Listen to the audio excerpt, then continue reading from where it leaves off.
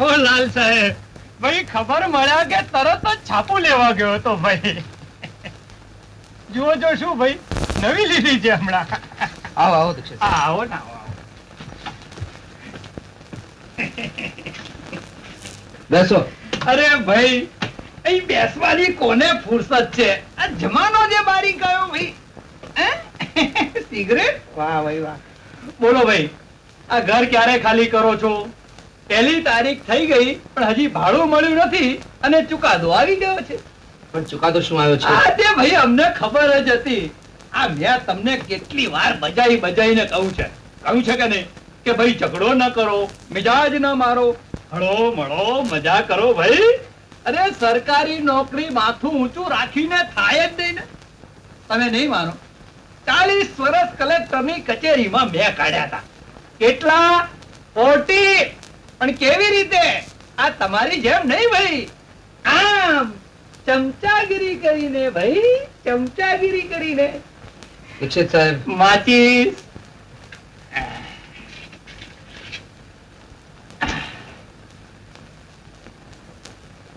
પણ આપણે તો એક જ સિદ્ધાંત કે સાહેબ એટલે ભાઈ આપણા ભગવાન.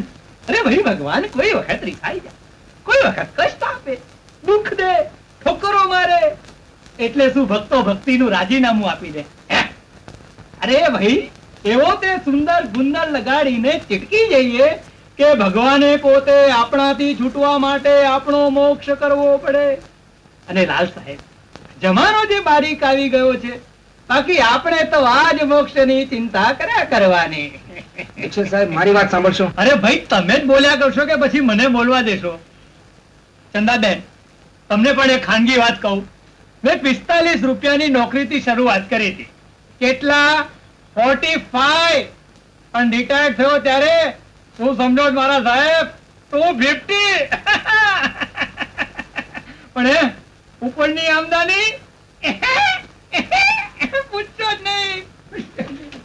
બાકી લાલ સાહેબ, આ લાંચ રૂશ્વતનું શાસ્ત્ર અમારે તમને એટલે કે પોલીસ ખાતા વાળાને કેવું એટલે કે અર્જુન શ્રી કૃષ્ણને ગીતા કહેતો હોય એવું લાગે કે નહીં? જો દીક્ષિત સાહેબ, પોલીસ ખાતામાંથી હું બરતરફ થયો છું, પણ તમારા પૈસાની બાબત. અરે ભાઈ એ તો સાર સમજાય તેવું છે. હું તમને એમ કહું કે પૂરતા પૈસા ભેગા કરી લીધા સિવાય કોઈ સરકારી નોકરી છોડતું હશે?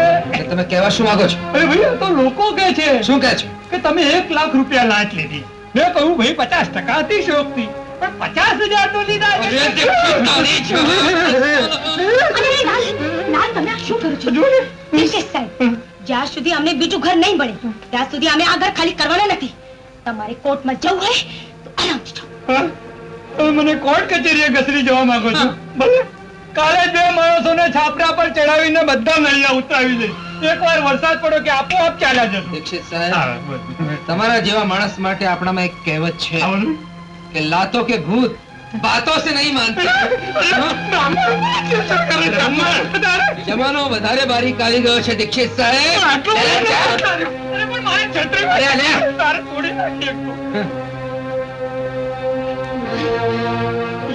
તમે શું કર્યું? કઈ નહીં ચિંતા, એક બીજો શત્રુ ઉભો કર્યો. इसमें क्या है? પૂજ્ય પપ્પા તથા પૂજ્ય મમ્મી, ગઈકાલે વર્ગ શિક્ષકે બધા જ છોકરાઓને દેખતા મને કહ્યું કે તારા પપ્પાએ તો મોટી લાંચ લીધી છે ને ફી કેમ મોકલતા નથી. ત્યારથી બધા જ છોકરાઓ મને ચીડવે છે.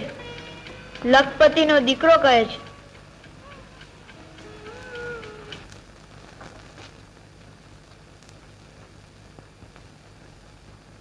અહીં કોણ નથી આવ્યું? કુમાર જાડેજા. કેમ નથી આવ્યો? ખબર નથી સાહેબ, આજે સવારે પણ નહોતો આવ્યો.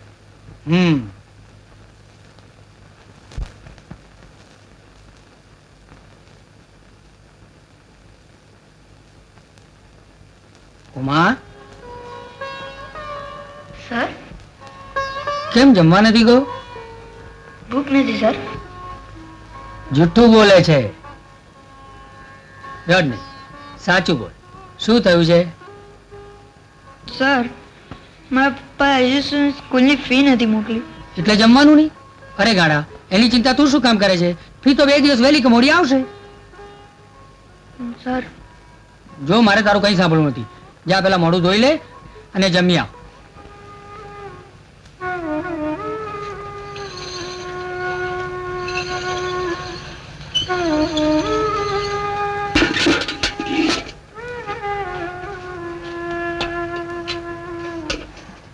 ચંદા, શું સમય આવે છે? તારે હાથે પાણી ખેંચવું પડે છે. એમાં શું થઈ ગયું? 1-2 દિવસમાં શુભા આવી જશે. શોભા,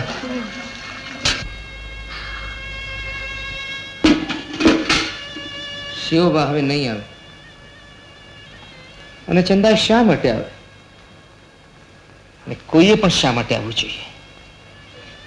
આપણી જાહો જલાલીના દિવસ હતા ત્યારે ઠીક છે, પણ આ દરિદ્રતામાં શિવભાઈ જવું જ જોઈએ. એ સાચો છે, એને ન જવું જોઈએ. લાલ સાહેબ, હા આ આપનો કાગળ છે. હા, એ ચંદા ચંદા ચંદ્રલેખા, મારી વાત સમજો. એ કાગળ કોના નામનો છે? કોનું નામ લખ્યું છે પર વાંચ. મિસ્ટર લાલ એન્ડ મિસિસ નહીં જો, this is too much I tell you. અરે નહીં, અક્ષર કેટલા સારા છે. તું વાંચ, કઈ વાંધો નહીં. તારે એમ જ તારા નામનો બી કાગળ છે ને. હમ હમ હમ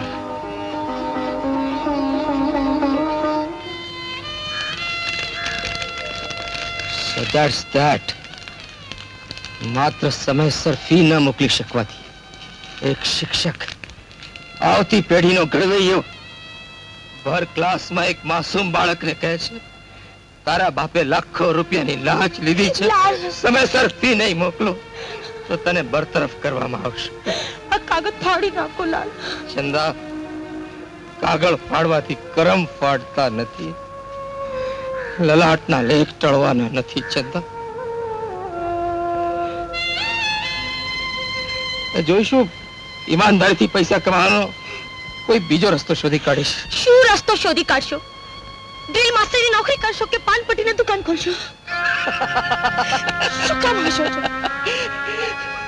હશે એટલા માટે ચંદ્રલેખા કે પોલીસ ખાતામાંથી બરતરફ થયેલો એક પ્રામાણિક માણસ પોતાનું પેટ ભરવા માટે વધુમાં વધુ શું કરી શકશે એની તે મને કલ્પના આપી દીધી. અરે ચંદા, એવો પ્રસંગ આવશે ને તો તું જોઈશ કે ભ્રષ્ટ થવા કરતા, પતિત થવા કરતા હું પાન પટ્ટીની દુકાન ખોલતા નહીં અચકાઉં. અરે इसमें क्या है?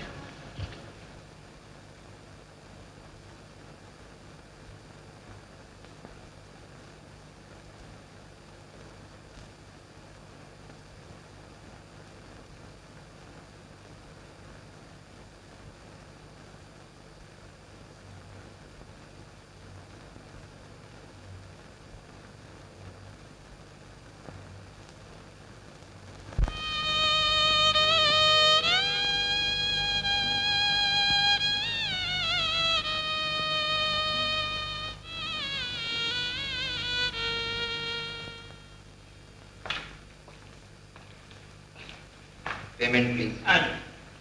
સહી.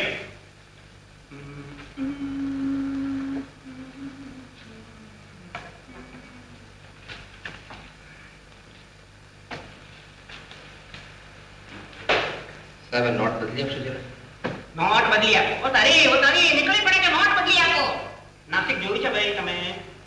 ના. નાસિક ત્રંબક વાળું નાસિક, ત્યાં આગળ એક સરકારી પ્રેસ છે અને પ્રેસમાં આ બધી નોટો છપાય છે. અમારી ઘેર નહીં, ત્યાંથી પકડો.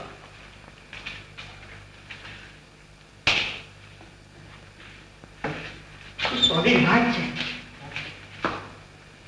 એક કામ કરો સાહેબ, એક ઓટોગ્રાફ કરી આપો. ઓટોગ્રાફ? ઓટોગ્રાફ. ઉપેન્દ્ર ત્રિવેદી છો ને તમે? ઉપેન્દ્ર ત્રિવેદી? ઓટોગ્રાફ. બધા ગુજરાતી પિક્ચરો જોઉં છું સાહેબ. ઓટોગ્રાફ. હમણાં લોકો ભેગા થાય એ પહેલા ઓટોગ્રાફ. તમારી ભૂલ થશે ભાઈ, મારું નામ મિસ્ટર લાલ છે. ખોટું નહીં લગાડતા મિસ્ટર લાલ, પણ ખરું કહું તમે અદ્ધર ઉપેન્દ્ર ત્રિવેદી જેવા જ લાગો છો. એક મિનિટ ભાઈ. આ ત્રિવેદી સાહેબ, ઉપેન્દ્ર ત્રિવેદી ઓટોગ્રાફ. હું ઉપેન્દ્ર ત્રિવેદી નથી, પણ તમે પી ખરસાણી જેવા જરૂર લાગો છો.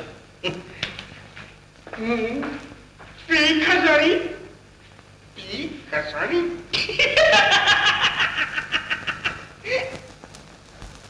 ચિરંજીવી કુમાર ફીના પૈસા મોકલ્યા છે.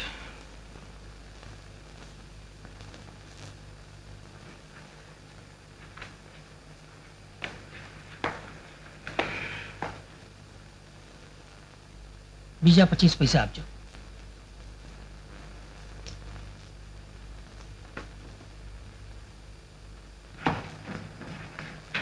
હલો સાહેબ.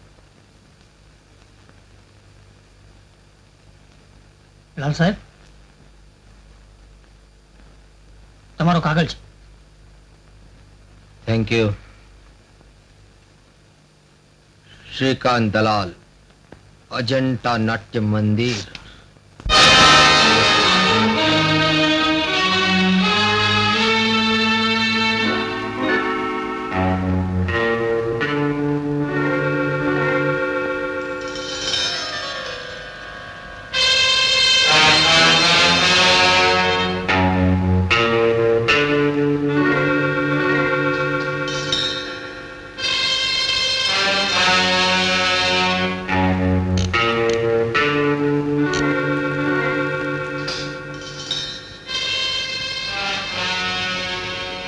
બોસ, આપણા બાતમીદારોના રિપોર્ટ પ્રમાણે લાલ સાહેબની આર્થિક પરિસ્થિતિ ખરાબ તો હતી જ, પરંતુ સેશન કોર્ટમાં હારી ગયા પછી તે વધુ કથળી છે. એમના છોકરાની ફી ભરવા માટે લાલ સાહેબને લોહી વેચવું પડે છે. એમની પત્નીને શાળામાં નોકરી કરવી પડે છે. મને લાગે છે બોસ કે વાઘના દાંત એક પછી એક પડતા જાય છે. Don't be stupid. દાંત પડી જવાથી વાઘ બકરી નથી બની જતો. એનો પંજો પણ ખતરનાક હોય છે. વાઘને બકરી બનાવવો હોય તો એને ઘાસ ખાતો કરી દેવો પડે. એટલે એની ખરાબ આર્થિક પરિસ્થિતિનો લાભ ઉઠાવો, એને નોટોના થોકડા બતાવો, એને કોઈ મોટી નોકરીની લાલચ આપો. અન્ડરસ્ટેન્ડ? Okay boss.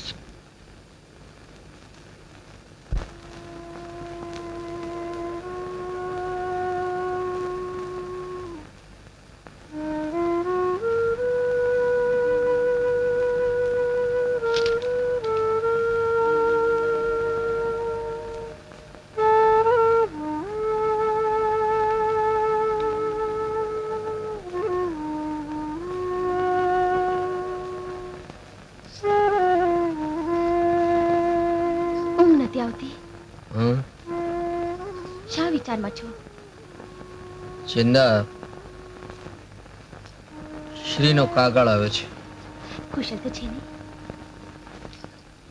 લખે છે કે જયમાલા એની નાટ્ય સંસ્થા છોડીને ચાલી ગઈ છે અને હિરોઈન વગર એની કંપની બંધ થવાની તૈયારીમાં છે. ઓહો, અરે અરે અરે. લખે છે કે જો ચંદ્રલેખા થોડો સમય માટે આ જવાબદારી સ્વીકારે તો તારું શું માનવું છે? શું કરવું જોઈએ? તમને એ ગમશે? આમાં મારા ગમાણ ગમાનો પ્રશ્ન નથી ચંદા,